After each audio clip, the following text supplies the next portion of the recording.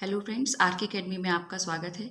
चलिए फ्रेंड्स, ये सीटेट 2023 की सीडीपी के प्रैक्टिस सेट 14 में आपका स्वागत है। इस प्रैक्टिस सेट पेपर में मैं आपको सीटेट में आए हुए कुछ क्वेश्चन करवाऊंगी और इसके साथ साथ ये क्वेश्चन, जैसे कि मैं पहले वीडियो में बता चुकी हूँ कि ये क्वेश्चन जो हैं, जो भी मैं करवा रही हूँ, सिलेक्टेड करवा रही हूँ, पिछले किसी न किसी एग्ज़ाम में, यानी किसी न किसी टीचिंग एग्ज़ाम में आए हुए क्वेश्चन ही हैं ये।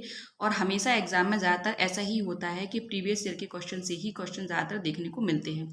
ठीक है फ्रेंड्स, तो और प्रीवियस ईयर के क्वेश्चन लगाने से हमको ये भी आइडिया हो जाता है कि किस टाइप से पेपर बनता है और किस टाइप से सीडीपी में क्वेश्चन पूछे जाते हैं।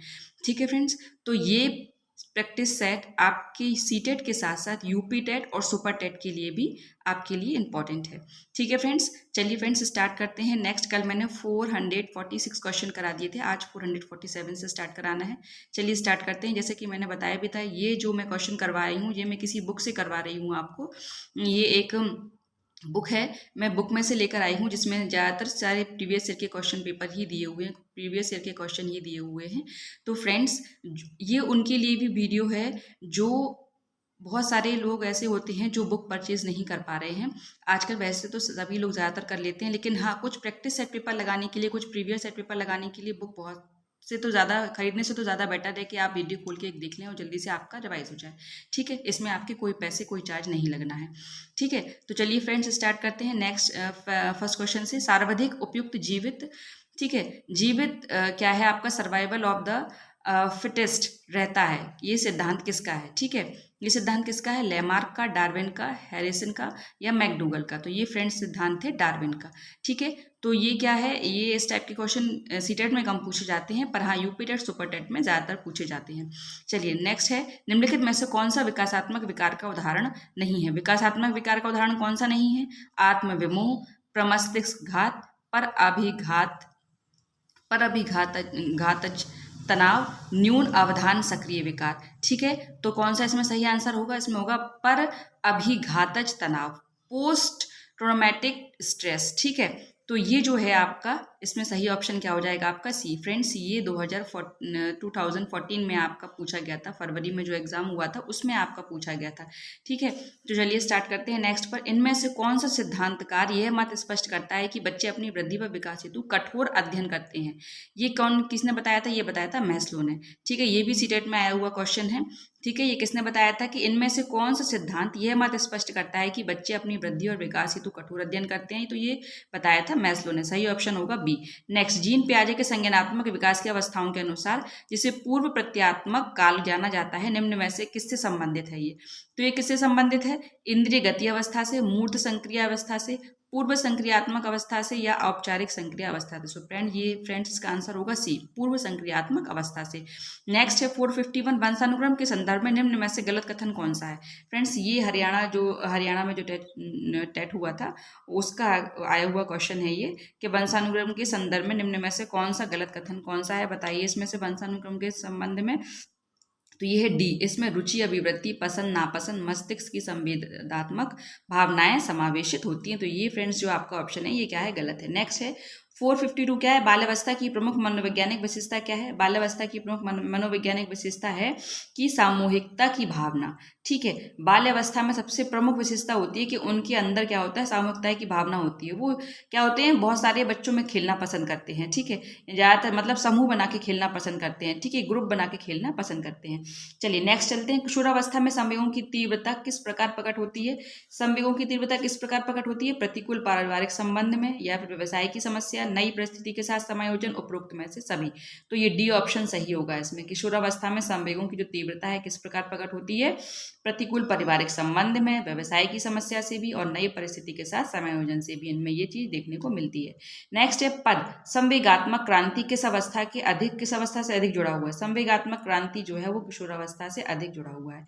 किशोरावस्था में सबसे ज्यादा संवेगात्मक परिवर्तन देखने को मिलते हैं। किशोरावस्था में ही उनके अंदर बहुत सारी ऐसे चेंजेस होते हैं, उनकी शारीरिक, उनके मानसिक और शारीरिक दोनों रूप से आप में, उनके सामाजिक परिवर्तन, मानसिक परिवर्तन और कह सकते हैं उनकी जो शरीर में जो परिवर्तन होते हैं, शारीरिक परिवर्तन, मानसिक परिवर्तन, सामाजिक परिवर्तन, ठीक है, ये सभी परिवर्तन ज़्यादातर जो होते हैं वो सभी आपको किशोरावस्था में देखने को मिलते हैं और संवेगात्मक परिवर्तन भी सबसे ज़्यादा किशोरावस्था में भी देखने को मिलता है।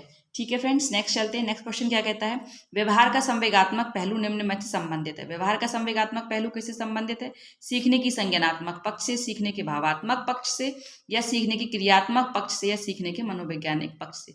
व्यवहार जो होता है वो सीखने के भावात्मक पक्ष से संबंधित होता है। तो फ्रेंड्स इसमें बी ऑप्शन जो होगा वो क्या होगा, आपका सही होगा। नेक्स्ट पर चलते हैं। नेक्स्ट क्वेश्चन क्या कहता है कि निम्नलिखित में से कौन सा निहितार्थ पियाजे के संज्ञानात्मक विकास के सिद्धांत से सही से नहीं निकाला जा सकता है। बताइए किससे नहीं निकाला जा सकता, शाब्दिक शिक्षण की आवश्यकता से। ठीक है, ये सीटेट में आया हुआ क्वेश्चन है, 2014 में आया था। ये क्या है, शाब्दिक शिक्षण की आवश्यकता। ठीक है, निम्नलिखित में से कौन सा निहितार्थ पियाजे के संज्ञानात्मक विकास से संबंधित नहीं निकाला जा सकता है, वो है शाब्दिक शिक्षण की आवश्यकता। देखिए फ्रेंड्स, मैं इसमें थोड़ा सा स्पीड में पढ़ा रही हूँ, शायद हो सकता है आपको मेरी स्पीड ज़्यादा लगे पढ़ाने की, ये क्वेश्चन करवाने की।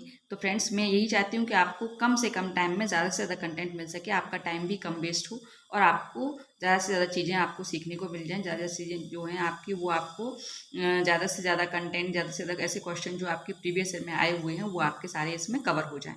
ठीक है, अगर आपको थोड़ा स्पीड में लग रहा हो मेरा वीडियो तो आप इसको दोबारा से प्ले करके देख सकते हैं। ठीक है, चलिए नेक्स्ट चलते हैं। नेक्स्ट क्या है, निम्नलिखित में से कौन सा कोहल वर्ग के नैतिक विकास के चरणों का लक्ष्य है। कौन सा है नैतिक विकास चरणों का लक्ष्य, सभी संस्कृतियों के संबंध चरणों की सार्वभौम श्रृंखला। ठीक है, कौन सा है, सभी संस्कृतियों के संबंध चरणों की सार्वभौम श्रृंखला। ए ऑप्शन जो है इसमें सही ऑप्शन है। तो फ्रेंड्स इस पे स्टार लगा लीजिए, इस टाइप के क्वेश्चन पूछे जाते हैं। ठीक है, चलिए नेक्स्ट पर चलते हैं। डैश कक्षा के वास्तविक संसारिक समस्याओं से संबंध जटिल परियोजनाओं पर कार्य करते हुए अध्यापक व छात्र एक दूसरे के अनुभवों से परस्पर ग्रहण कर सकते हैं, ग्रहण करते रहते हैं। क्या ग्रहण करते रहते हैं, सामाजिक संरचनात्मक। ठीक है, ये जो है वो सबसे ज़्यादा ये ग्रहण करते हैं किसमें, संसारिक समस्याओं के संबंध में जटिल परियोजनाओं पर कार्य करते हुए। ठीक है, यानी वो संसारिक समस्याएं जो हमारी बहुत सारी हमारे जीवन में जो दैनिक जीवन में जो समस्याएं होती रहती हैं, ठीक है, उन समस्याओं को परियोजनाओं पर, उन समस्याओं पर कार्य करते हुए अध्यापक व छात्र एक दूसरे के अनुभवों से परस्पर ग्रहण करते रहते हैं। ठीक है, तो ये किसका ऑप्शन सही होगा, इसमें बी ऑप्शन सही होगा, सामाजिक और रचनात्मक। नेक्स्ट है, वाइगोस्की के सिद्धांत में विकास की निम्नलिखित में से कौन से पहलू की उपेक्षा होती है। किस पहलू की उपेक्षा होती है बताइए, तो इसमें जैविक पहलू की उपेक्षा होती है। किसके, वाइगोस्की के सिद्धांत में विकास के किस पहलू की उपेक्षा होती है, जैविक पहलू की उपेक्षा होती है। फ्रेंड्स भूलिएगा मत, सीटेट में आया हुआ क्वेश्चन है, इसको ध्यान से पढ़ लीजिएगा। नेक्स्ट है, शैशवावस्था के लिए उत्तम शिक्षण विधि कौन सी है। अच्छा, अब देखिए शैशवावस्था के लिए उत्तम शिक्षण विधि कौन सी है, मॉन्टेसरी विधि, किंडरगार्टन विधि, खेल विधि। तो कौन सी विधि है सबसे उपयोगी, ये सभी विधियां शैशवावस्था के लिए क्या है, उत्तम है, उपयोगी हैं। ठीक है, उनके लिए शैशवावस्था काल के लिए बेनिफिशियल हैं। ठीक है, नेक्स्ट चलते हैं। 461 क्या कहता है, संवेगात्मक विकास को प्रभावित करने वाला कारक कौन सा है। अच्छा, संवेगात्मक विकास पूछा है इसमें, शारीरिक स्वास्थ्य, थकान, मानसिक योग्यता, ये सभी, डी ऑप्शन सही होगा। ये सभी जो होते हैं वो संवेगात्मक विकास को प्रभावित करते हैं, मानसिक योग्यता भी, थकान भी और शारीरिक स्वास्थ्य भी। चलिए नेक्स्ट पर चलते हैं। नेक्स्ट कहता है, सामाजिक प्रत्याशों के अनुरूप व्यवहार की योग्यता का अधिगम सामाजिक विकास कहा जाता है। उक्त कथन किसने कहा था, ये हरलॉक का, मैकडूगल का, टीपी नन का या रॉस का। तो ये कहा था आपका हरलॉक का कथन है। ये किसका कथन है, हरलॉक का कथन है। फ्रेंड्स ये वीडियो आपकी सुपर टेट और टेट के लिए भी उपयोगी है। ठीक है, आपके सीटेट के साथ साथ आपको यूपी टेट और सुपर टेट में भी इसके ये क्वेश्चन जो हैं वो काम में आएंगे। ठीक है, नेक्स्ट है, भाषा विकास का सिद्धांत नहीं है। भाषा विकास का सिद्धांत कौन सा नहीं है, अनुबंध का सिद्धांत, अतिरिक्त शक्ति का सिद्धांत, अनुकरण का सिद्धांत या परिपक्वता का सिद्धांत। तो फ्रेंड्स अतिरिक्त शक्ति का सिद्धांत जो है वो भाषा विकास का सिद्धांत नहीं है, ये कहीं से भी भाषा से रिलेटेड नहीं है। ठीक है, अतिरिक्त शक्ति। ठीक है, नेक्स्ट चलते हैं। निम्नलिखित में से कौन सा मानव विकास का सही क्रम है। फ्रेंड्स ये भले ही एचटेट में आया हुआ क्वेश्चन हो, पर ये क्वेश्चन बहुत ही इंपॉर्टेंट है, आपके सीटेट में भी आ सकता है, यूपी टेट में भी और सुपर टेट में के लिए भी। ठीक है, इसमें से आपको ये बताना है कि सही क्रम बताना है। ठीक है, मानव के विकास का सबसे पहले क्या होता है, मानव का विकास मैं बता देती हूँ आपको, इसमें यही ऑप्शन सही होगा, बी वाला। सबसे पहले शैशवावस्था आती है, उसके बाद बाल्यावस्था, उसके बाद किशोरावस्था, उसके बाद प्रौढ़ावस्था। ठीक है फ्रेंड्स, उसका सही ऑप्शन क्या होगा, बी। बी जो होगा आपका सही है। ये आपको पता होना चाहिए कि सबसे पहले कौन सी अवस्था होती है, शैशवावस्था, फिर बाल्यावस्था, फिर किशोरावस्था और फिर प्रौढ़ावस्था। ठीक है, नेक्स्ट पर चलते हैं। नेक्स्ट क्वेश्चन क्या है, निम्न। अच्छा फ्रेंड्स, इस क्वेश्चन में एक चीज और याद रख लीजिएगा कि शैशवावस्था काल कब से कब तक होता है, बाल्यावस्था काल कब से कब तक होता है, किशोरावस्था काल कब से कब तक होता है और प्रौढ़ावस्था काल कब से होता है। ठीक है, इसके साथ साथ इसमें ये क्वेश्चन भी पूछा जाता है। नेक्स्ट पर चलते हैं। निम्नलिखित में से कौन सा वाइगोस्की के सामाजिक सांस्कृतिक सिद्धांत पर आधारित है? सामाजिक और सांस्कृतिक सिद्धांत पर आधारित है, कौन सा बताइए फ्रेंड्स। इसमें कौन सा जो है वो सामाजिक और सांस्कृतिक सिद्धांत पर आधारित है? तो इसमें जो है पारस्परिक शिक्षण, जो पारस्परिक शिक्षण होगा वो सामाजिक और सांस्कृतिक सिद्धांत पर कार्य करेगा। ठीक है, नेक्स्ट पर चलते हैं। नेक्स्ट क्वेश्चन क्या कहता है आपका? नेक्स्ट जो है वो नेक्स्ट ये है कि भाषा और जो है आपका इसमें थोड़ा सा वीडियो की क्वालिटी गड़बड़ हो रही है। देखिए यहाँ पे पहला ये क्वेश्चन जो है नेक्स्ट 466 क्या कह रहा है कि भाषा और अवबोधन से संबंध विकार। ठीक है, भाषा और अवबोधन से संबंध विकार है। भाषा और अवबोधन संबंध विकार कौन सा है बताइए? ये भाषा घात कहलाता है, भाषा घात कहलाता है। ये फ्रेंड्स इस पे स्टार लगा लीजिए। ये क्वेश्चन हिंदी में भी पूछा जाता है, सीडीपी के साथ साथ किस में पूछा जाता है? हिंदी में भी पूछा जाता है। भाषा अवबोधन से संबंध विकार कौन सा है? भाषा घात। ठीक है, नेक्स्ट चलिए। शिक्षा के संदर्भ में निम्नलिखित सामाजिकरण से तात्पर्य है। शिक्षा के संदर्भ में सामाजिकरण से तात्पर्य क्या है? सामाजिक वातावरण में अनुकूल और समायोजन से, सामाजिक मानदंडों का सदैव अनुपालन करना, अपने सामाजिक मानदंड बनाना, समाज में बड़ों का सम्मान करना। तो फ्रेंड्स का सही ऑप्शन होगा ए, सामाजिक वातावरण में अनुकूलन और समायोजन से। ठीक है, इसका तात्पर्य है सामाजिकरण से। नेक्स्ट चलते हैं। निम्नलिखित रिक्त स्थान के लिए सही उत्तर का चयन कीजिए। सही उत्तर बताइए इसमें से कौन सा होगा? किसके लिए बताना है आपको? ये बताना है आपको रिक्त स्थान के लिए सही उत्तर बताना है। इसमें से कौन सा? संज्ञानात्मक और मनोप्रेरणा, भावात्मक, ज्ञानात्मक या शारीरिक क्षमता। ठीक है फ्रेंड्स, इस क्वेश्चन को आप रहने दीजिए। क्यों? क्योंकि ये क्वेश्चन आपका, इस टाइप का क्वेश्चन आपका बिल्कुल नहीं आता है, ना तो ये यूपी टेट में देखने को अभी तक मिला है और ना ही सी टेट में देखने को मिला है।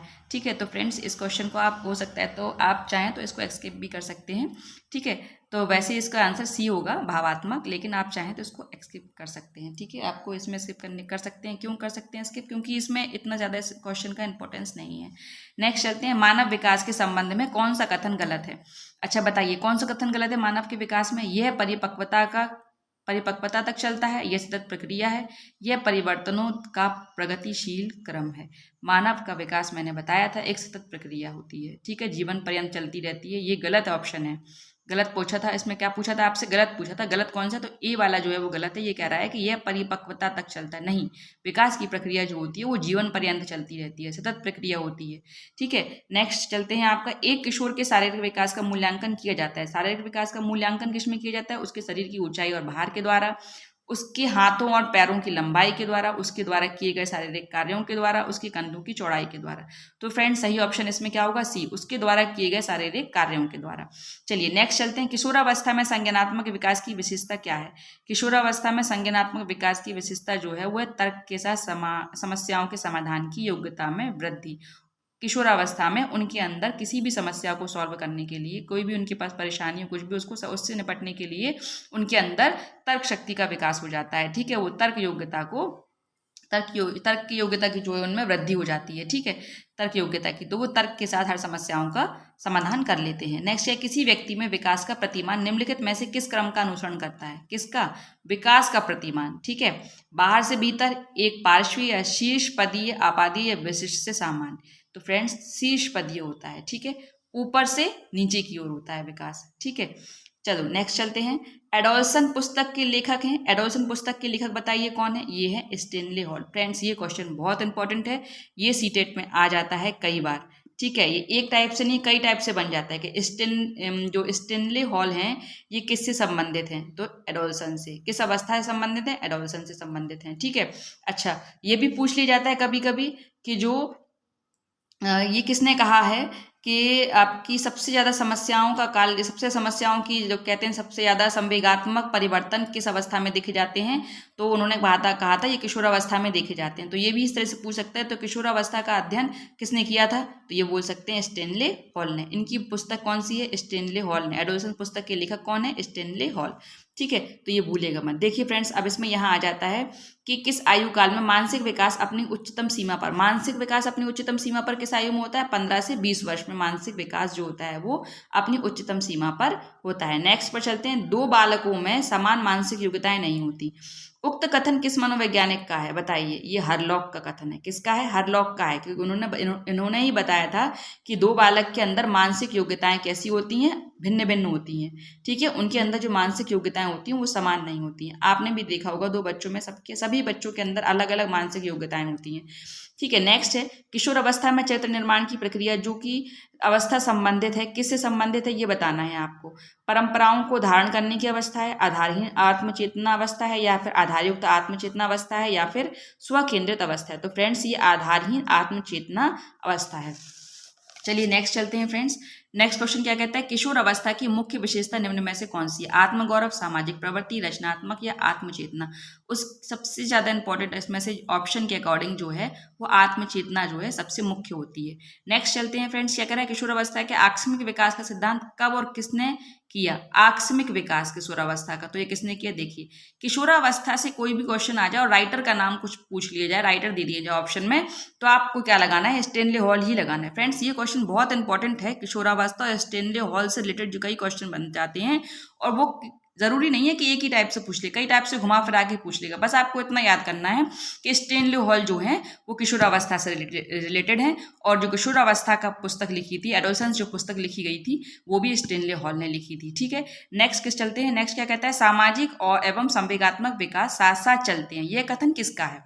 ये कथन है हॉल का। ठीक है, नेक्स्ट चलते हैं, कक्षा 4 का एक बच्चा सदैव चिंतित और कुंठित रहता है, आप क्या करेंगे? चलिए ये क्वेश्चन पे आप स्टार लगा लीजिए। ये क्वेश्चन बहुत इंपॉर्टेंट है, सीटेट में आया हुआ है और यूपी टेट में भी आया हुआ है, और अभी सीटेट में आ सकता है। कक्षा 4 का एक बच्चा है, वो सदैव चिंतित और कुंठित रहता है, तो आप क्या करेंगे? उसके अभिभावकों से शिकायत करेंगे, मनोचिकित्सा के पास ले जाएंगे, या स्वयं परामर्शदाता की भूमिका का निर्वाह करेंगे, उसे उसके भाग्य पर छोड़ देंगे? स्वयं परामर्शदाता की भूमिका का निर्वाह करेंगे। ये ऑप्शन क्या होगा? सही, सी वाला ऑप्शन जो होगा वो सही होगा। नेक्स्ट पर चलते हैं। देखिए सी ऑप्शन क्यों सही होगा, ये ही आपकी जो एजुकेशन पॉलिसी है आपकी, उसके अकॉर्डिंग आपको किसी भी बच्चे को दंड नहीं देना है। ठीक है, आपको बच्चे को किसी से भी कंपेयर नहीं करना है। ठीक है, आपको बच्चे की शिकायत भी नहीं करनी है। ठीक है, और आपको उस बच्चे को